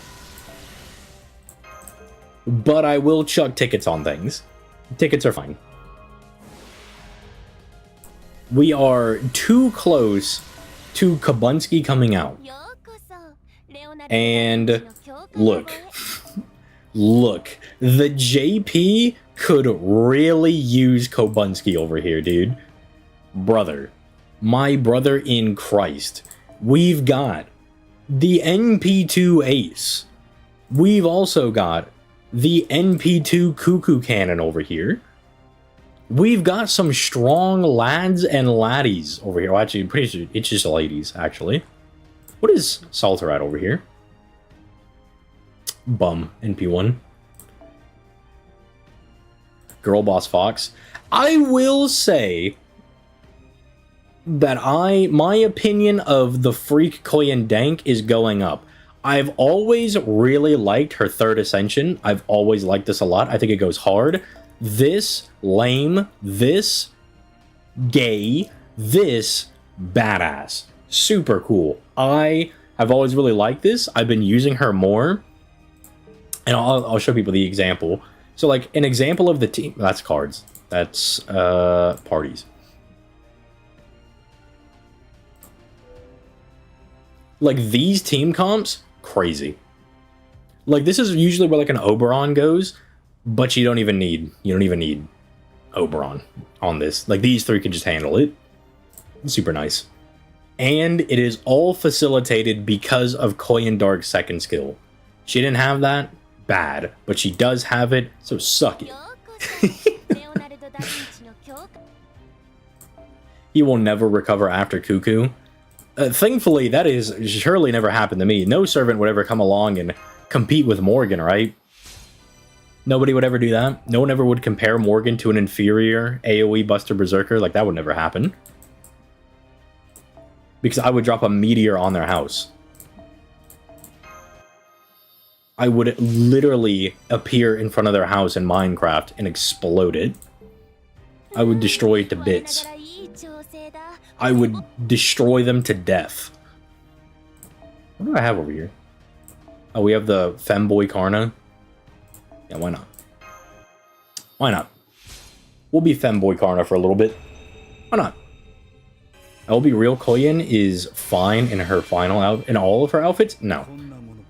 No. Ascension 1 and 2, lame. Ascension 3, so sick. It goes hard.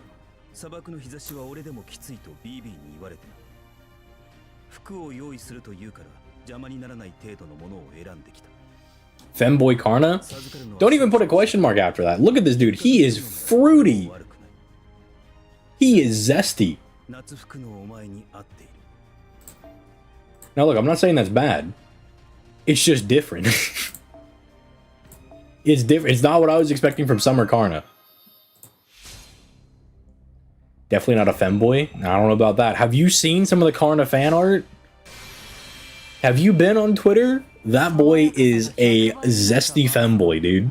That boy is the zest. I have never seen an artist draw stuff of Karna where he is piping somebody, he is always getting piped. Which is really sad to see because I really like Karna. I'm like, come on, man.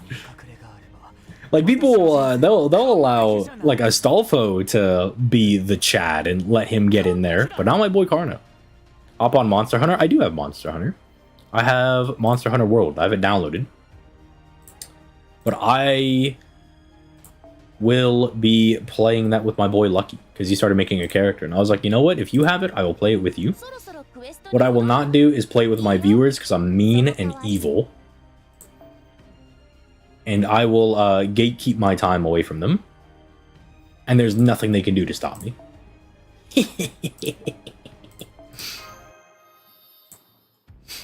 ZTL search history. It's more like my algorithm for Twitter. Why are you looking at so much art of Karna getting piped? It just pops into my Twitter. We did this in VC, like, what, a little bit ago? I mean, my Twitter is full of, like, memes and stuff, but it's also got some,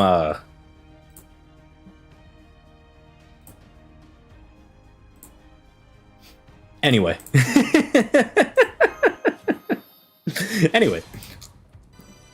I don't know what Elon Musk thinks that I want to see, but it's not what I want to see. But I'll look at it. I'll scroll. I'll doom scrolls Twitter. You think my algorithm is full of Hina and Kayoko art? L. Blue archive art? L. Get some more Arknights in your life. No, I need to save these lures for Kobunsky. I need to stop using them. Got out of pocket? It wasn't like that out of pocket. It wasn't like that bad. It wasn't like that crazy. It wasn't that insane. It could have been more out of pocket. We'll say that. ZTL hates us. Exactly. Like, look, I was watching Bleach with Gen X, and now I'm gatekeeping it away from him. It's actually just because I'm watching Dragon Ball. I never actually sat down and watched Dragon Ball. So I was like, Stella, you want to watch Dragon Ball Kai? I want to find out what's going on. I'm like, I play Dokkan so frequently, and I have no idea what's actually going on. Like, I actually do not know anything that's happening in this game. Like, I have no idea what these things are referencing. So I would like to go ahead and watch the show. And he was like, yeah, I'll watch Dragon Ball with you. And I will just tell you, as somebody that is getting into Dragon Ball in the year 2025, stuff does just happen. Stuff just happens, dude. It just occurs. It just happens. Never went back to Bleach. To be fair, the website that we were watching it on went down, so I had to go back and find where we were at, and I did find where we were at. You gotta understand, though, if it's like, alright, do we continue the Bleach filler arc that we're on? Or do I continue watching Dragon Ball? And I'm like, yeah, I'm sorry, dude. The Bleach filler arc is never gonna be Dragon Ball Kai. The Cell has appeared, and he's eating people, and it's crazy. I started reading Dragon Ball in 2003. Now, I know that is absolute cap, because if you're a viewer of mine, you can't read. Arjuna snuck Karna that one time and he was never the same. I mean, I do think it's kind of an L magnet. You're supposed to be, like, way better than this guy and you have to sneak attack him. Come on, man. Come on, man. Come on, bro. Need my algorithm to get it together because I'm trying to see that Karna art? My brother in Christ. Out of pocket behavior. Alright, Cuckoo. Crush this guy's balls. Destroy this man immediately. Cuckoo, send him to hell. Out of the big three, Bleach has the best OST. I just think Bleach is the best out of the big three. I have, like, no desire to go back and rewatch Naruto. I just remember it being okay. Like, Bleach, I've really been enjoying the rewatch. I have an interest in watching One Piece. I watched a little bit of it when I was in high school. And I remember thinking that it was alright. Like, it was interesting enough.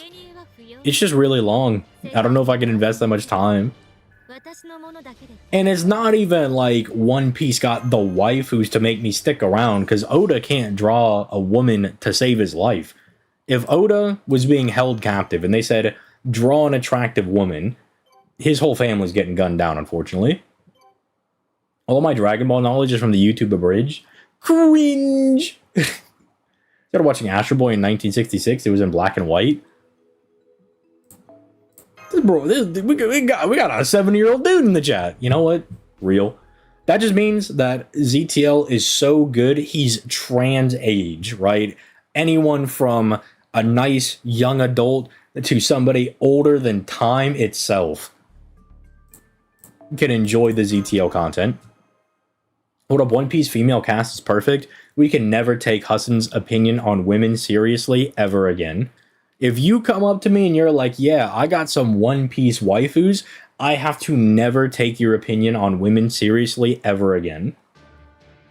Rewatching Naruto made me like it less, which was unfortunate. When I was watching Naruto in high school, I know I was pleasantly surprised because I wasn't expecting it to be that good because it's super memeable. Like, the people that watch Naruto, it's like, oh, they're running around with their hands behind their backs and whatnot. What am I supposed to do for this? What's going on? Is this a chance? Let me find out. But, I remember getting to, like, the Zabuza stuff, and I was like, wow, this is actually pretty good. And I remember going through OG Naruto, and I was like, that was actually a pretty good series. And then I got to Shippuden, and I was like, well, there's cool moments, you know, like, some cool stuff happen. Like, I like Madara. I think he's pretty cool. Like, Itachi's kind of cool. Obito with, like, the masks and stuff is a pretty cool dude. But aside from that, I was like, bro, what is going on right now? Thankfully, I'm, like, not that much of a stickler for animation.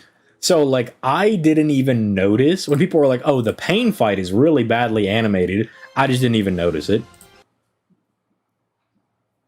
Which, to be fair, that is one thing I want to go get done. I want to go get it, like, mentally evaluated, because I want to be like, all right, buddy, tell me how far on the spectrum I am, because there's no way that I could be watching the pain fight and being like, wow, this is awesome. This is peak. This is crazy. You see that guy? He's running so fast, he's distorting. It's like, there's got to be something wrong with me. Kubo could not plot. His thing was character design. Yeah, I think, in terms of, like... They all have problems for sure. I think for me, like, Bleach, I think has the best designs, and I like the characters the best. For One Piece, the thing that I was able to gather from, like, the 30-ish episodes that I watched is that it has the best world building. And then Naruto exists. Cool moments every time Madara was on screen. Real and true, Umphy. Astro Boy's a classic, so even if you didn't see it when it came out, it's worth it. Look, it took my friend the longest time to get me to watch Gundam, because I was like, I'm not watching no Gundam shows.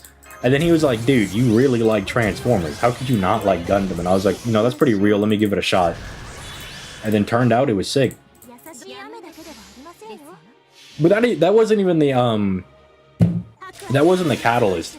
I went down for my sister's graduation, and we were going to, like, some nerdery shop, and I was looking at these different, like, Gundam models, and I was like, you know what, I'm gonna go ahead and I'm gonna buy one of these, because I want to try it out. That could be, like, really fun.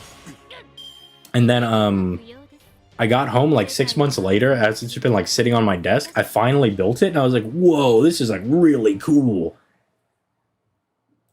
And then I asked my friend where it was from, and he's like, "Oh, that's from Iron-Blooded Orphans." I'm like, "Oh, dude, cool. I'll watch that." And I watched that, and I was like, "Oh, it's pretty good." Which Gundam anime could I watch first? So it kind of depends, because it's not like every Gundam show ties into each other. It kind of depends on what's the flavor you like, right? Do you want to? I mean, because the OG stuff is fine, right? Like Gundam Zeta and Double Zeta, like, those are fine. They're, like, enjoyable enough. They're kind of like drama-y. So if you want more of, like, a drama, you could watch that. If you just want, like, more of a standard anime, you could watch IBO. Like, I don't think IBO is the best, but it's probably, like, the easiest one to get into. Like, it's not super complex, and the characters are likable enough. The music's pretty good. It's animated really well. Double O is pretty decent. Double O is just kind of like, you might get more of, like, Double O, you'll get more of, like, the standard Gundam fanfare, where, like, characters are just ballistically out of their mind. You're like, all of these characters are crazy people.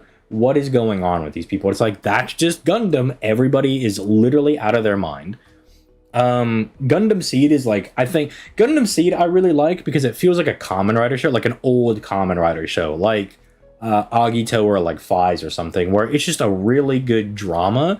But if you just want to see mechs blowing each other up, Seed is not the show for you. Gundam Wing, I think, is, like, a really, really good start. The After Series movie is, it's alright, it's okay. But Wing kind of gives you a little bit of everything. It also kind of got like what I would say some people would view as like a nostalgic old animation style, where you're gonna get the drama, you're gonna get the crazy people, and you're gonna get a lot of like really good action. You know, you kind of get some of that stuff. I don't recommend G Gundam to start off with, because G Gundam is not a Gundam show. It is the most un-Gundam Gundam show that there is. Because G Gundam is just Dragon Ball. So, you know, to be fair, if you like Dragon Ball, if you like, you know, Saint Seiya, you know, if you like those types of shows where things are just the most crazy thing you've ever seen, then maybe you'll like G Gundam. But I would recommend watching like a proper Gundam show first, and then going into something like G Gundam. That would be my recommendation. Overall, G Gundam is my favorite. I think I have Gundam Wing at number 2. And then 3 is the first part of Seed. Seed Destiny, the second show, is divisive, to say the least. It is a little divisive. Watch Witch. Witch is pretty mid. Witch isn't super great.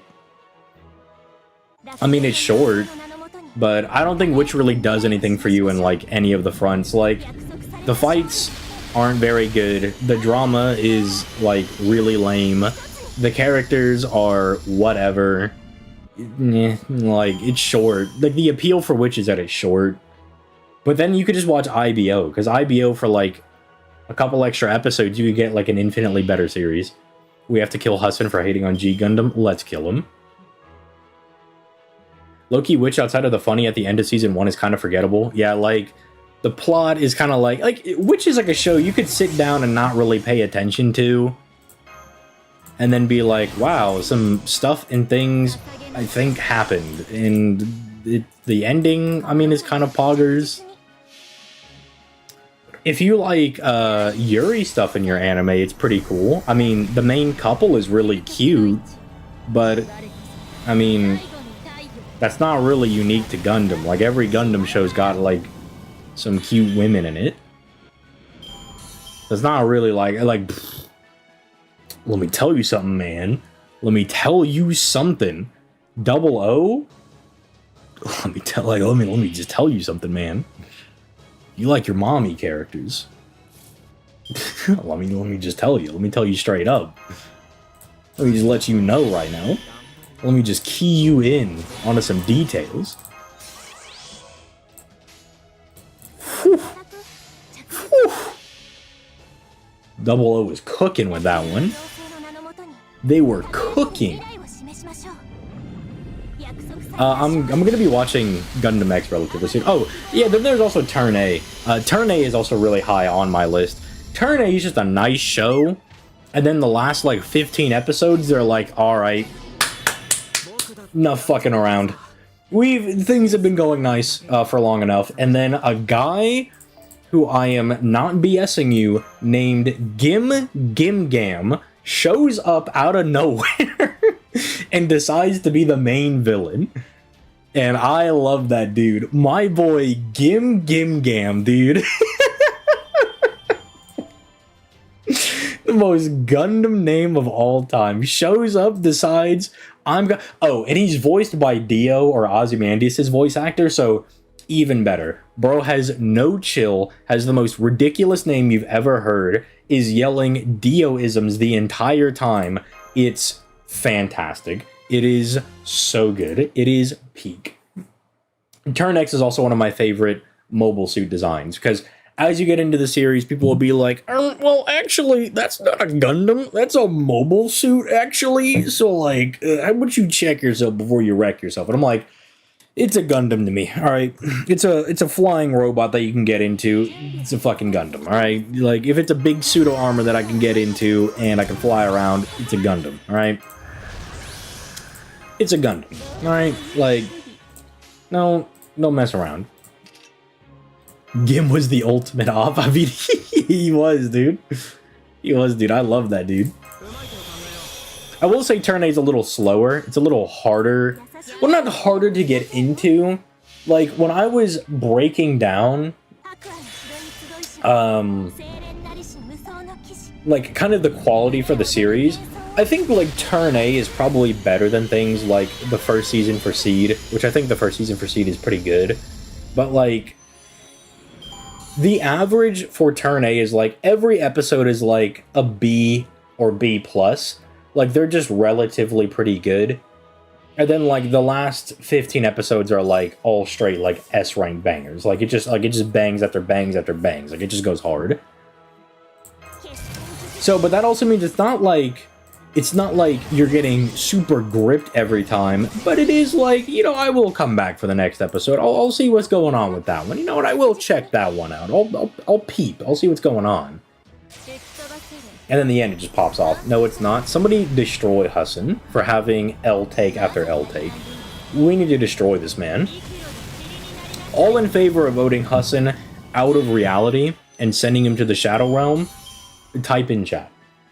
Are Gundam anime connected? Some of them are, but they're all treated as like their own series. You'll usually get into the beginning of a Gundam anime, and they will tell you what the timeline is.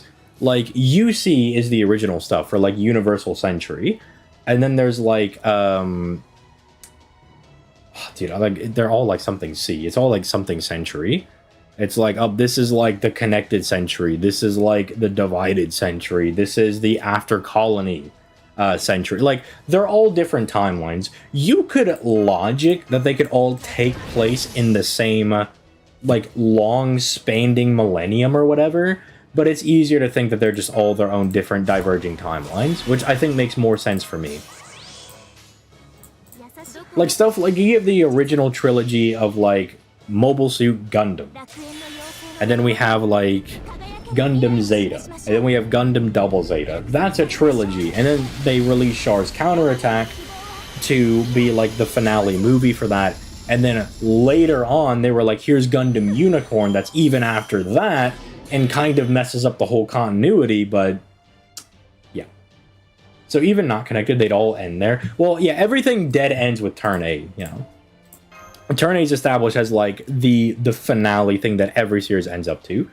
Is the PayPal on Discord the one you use? Yes, sir. That is the one that I use. I can't wait for... Wait, what? I don't know what is that. Voting him out like Among Us. Mobile Suit is not a Gundam.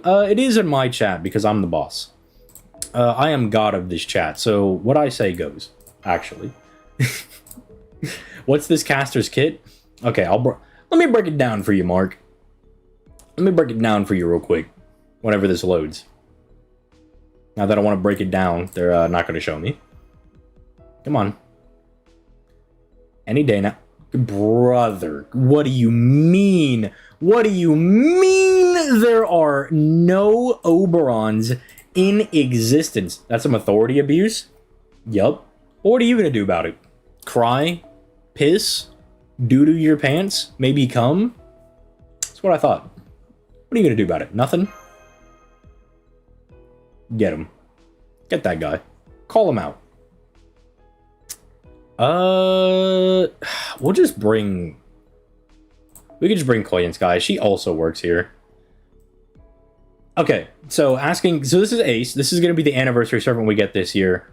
This character is bonkers. They're busted. They're broken beyond belief. First skill is a 50% battery. It gives everybody a little bit of NP refund. You know, a little like utility skill. A little bit of extra stars. Stuff like that. This is functionally just a charisma that the lower your HP gets, the more damage you do. Works really well with Koyenskaya because you will at least get some of the initial thresholds because Koyenskaya lowers your HP.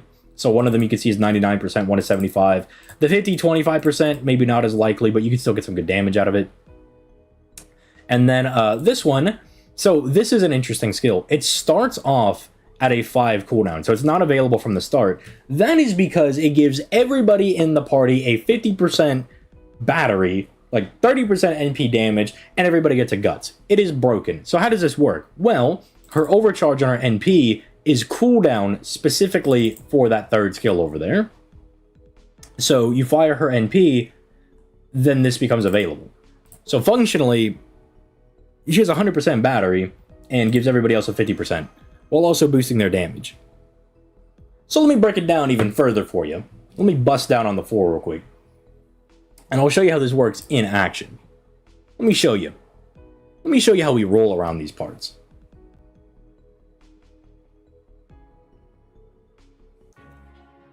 It was a death battle they had with Tiger Zord, and I watched it after seeing the death battle with Optimus Prime. I haven't watched Death Battle in a fat minute. But alright, let me show you why this character's so good. So we pop this, right? We get our little buffs. We get our little NP damage, we get our refund, we get our stars, all that stuff. It doesn't matter. Who cares about all that? The refund every single turn does sometimes matter for some of these other characters, but I don't think it really matters here. We'll go ahead and bust this down. Why not? And this is why Koyan Dark is really good if you do not have somebody like Koyan Light. Because Koyan Dark gives her 2 stages of overcharge. Those 2 stages of overcharge make it to where I'm going to get 5 cooldown immediately on this skill, so I can instantaneously use it. So we'll just do a little beat bop boop, a little bit of that, blow these guys up, destroy them, send them to hell, whatever your preference is, send them to the afterlife, send them to a series, insert bad series here that you wouldn't want to go to. Boom, destroy those guys, see you later stinkies, see you later bozos. Gone. Destroyed, gone, reduced to atoms. Oh, we also just get some stars, you know, for Cuckoo over here. Then, oh my goodness, what is this? The legendary third skill. We pop that, everybody gets big battery, everybody gets the guts, everybody gets the big NP damage. It's crazy. It's nutty. It's broken. It should not have been printed as a skill. It's way too good. It's too strong. The problem with this character is they're actually too good. And then, you know, we can just let Cuckoo do her thing over here. We can just let her, you know, pop off. And then the thing is as well, we can either have Koyan give her battery, or Cuckoo could donate her battery to her. So it kind of just, whatever the scenario is, you're always gooning. You're always winning. Imagine what Ace could do for first skill was a 6-turn cooldown with double Koyan Light. Literally imagine. I can only imagine, because I don't have my own Koyan Light, so I just have to imagine.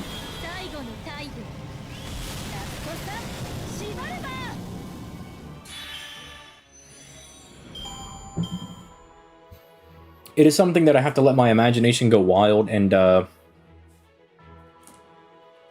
hope that I'll be able to experience it one day. Maybe a day not too distant from now. Maybe on the NA side of things.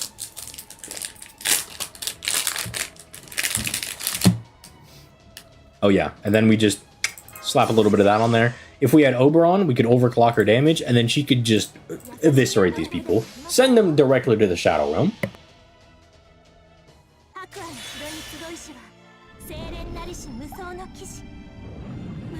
Alright, I went ahead and muted for a second so you guys don't have to hear me crinkling open my protein bar. We gotta get huge for Expo next year. I have 3 cosplay ideas. Like, one of them is I'll just do Kirei. That'd be pretty easy to do. But then I've also considered doing, like, the Astolfo cosplay, because I think it'll be funny. I think it'd be hilarious.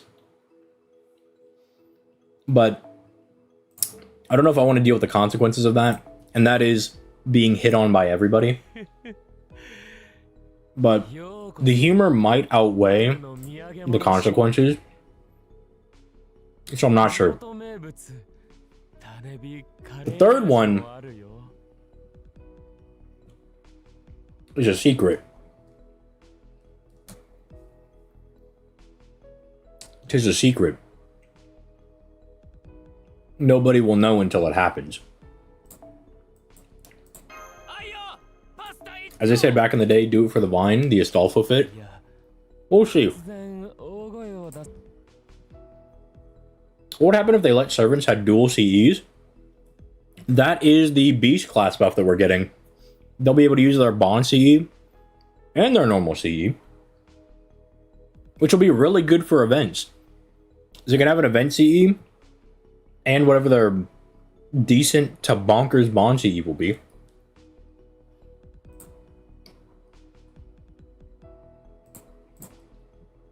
Which is why for a lot of new characters, I'm starting to go over their Bond CEs now, because it might be relevant.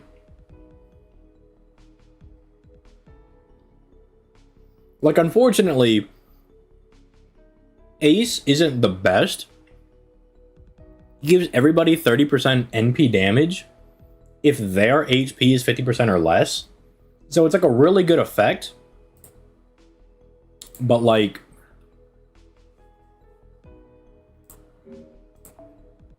look, unironically, what if you just don't foe your Ace? So she loses more HP from Koyanskaya and could more accurately hit her 50%. I might do that on NA.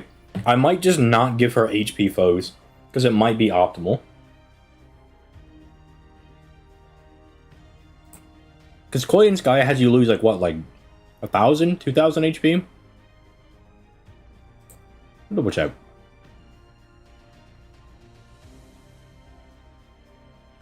Then Black Rail, lose an HP.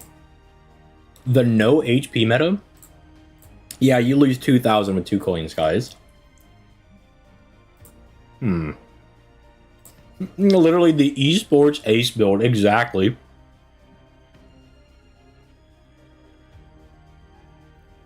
Gotta bust out the credit card. I would have to have a credit card to do that. I have no credit score.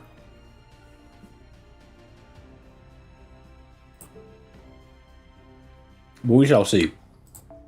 But, that being said, I do think I got a jet. My sister is coming into town, and I think I'm bringing her to the airport. She's gonna go visit her boyfriend in, like, a different reality, and I have to take her to the airport. So, I gotta go get all those details. Gotta go watch Dragon Ball. I wish, but I have responsibilities. I hate having responsibilities. Time at Artist's Peak. Us and goons over everything. So it's hard to tell when he actually likes something. But, on that note, it was a good stream. I feel really good about NA. We're like more than caught up. And then we're up to date on JP.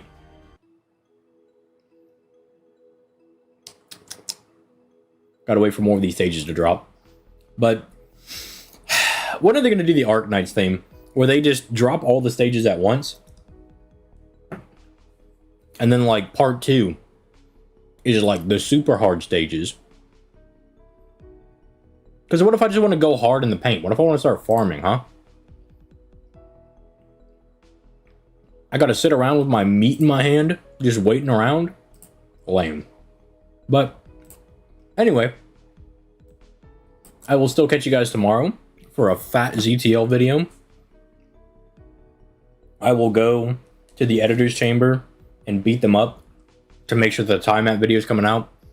And then I will overload them by also sending them the Draco and the Locusta one. And then probably the little baby Ku one. So, they will never be allowed to sleep. They will have to abandon all responsibilities for the 5,000 videos we have to get out. Hey, which is why, if the pre-release campaign comes out first, like very end of March, extra time. With that being said, I will catch you guys on the floppity flippity, the flippity floppity, blah blah blah, yada yada. You know the vibes.